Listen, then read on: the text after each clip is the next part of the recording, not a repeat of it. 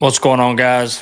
Alan here, one half of your Hill Brothers, coming to talk to you about the offensive line issues that have come to light out of fall camp.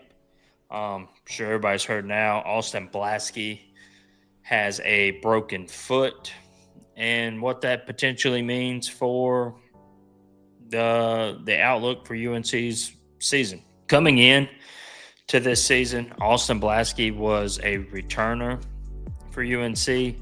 He was most definitely heads and tails your best offensive lineman that was on the roster.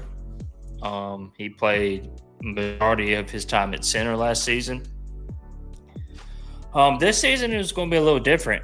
You had Christo Kelly transferred in from Holy Cross. You know, they looked at him as playing center for the majority of the season, and with Blaske sliding to the guard position.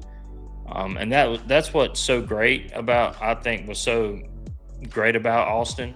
He had the ability to play center at a high level. He also had the ability to play guard at a high level. He could even move out to tackle in a worst case scenario. With the injury to Blaske and the rumblings coming out of camp, there's just a lot of questions with the offensive line in general. Who to play, where to play him. This injury doesn't help UNC at all.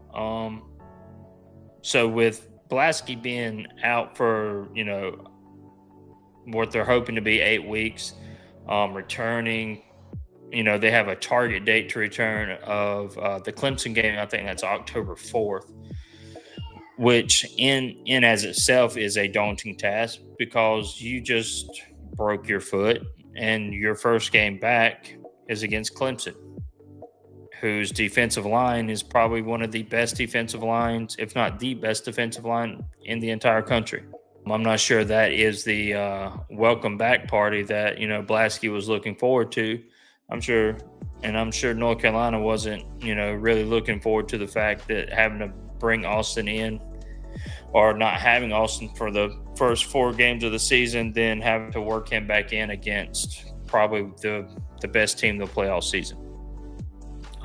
Christo Kelly is really going to have to step up. He's going to have to anchor the offensive line at that center position, and you're going to need Aiden Banfield to really to make a big step forward from last season. Yes, Aiden Banfield played left guard at a high level during his freshman season. There was ups, there was downs, but he was a freshman performing on the offensive line, and that rarely happens at the Power 5 level, where a freshman straight out of high school steps on the football field and enters the starting lineup on offensive line.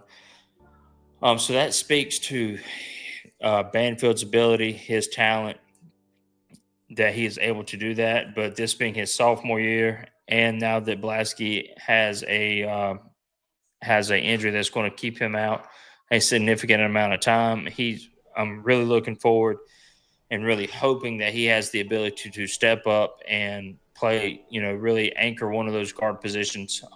North Carolina has a lot of transfers that came in to play offensive line, and they're with Blaske not only being the leader on the field as center, but being the vocal leader in that room.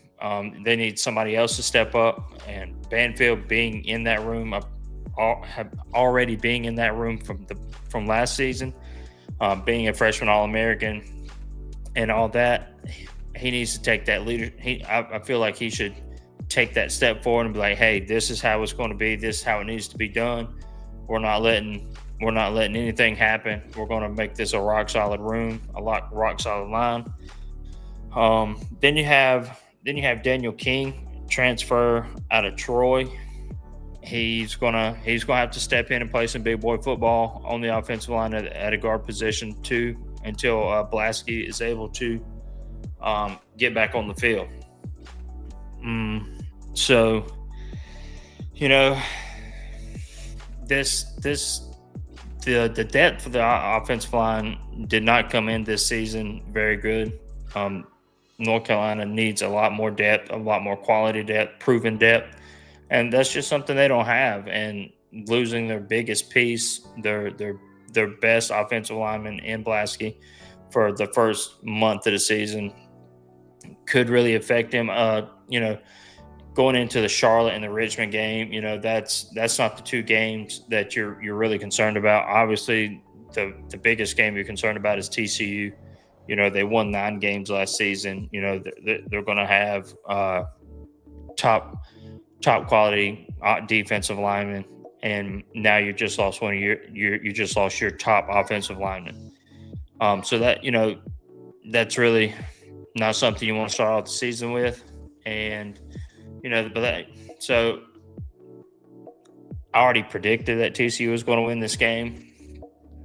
I believe,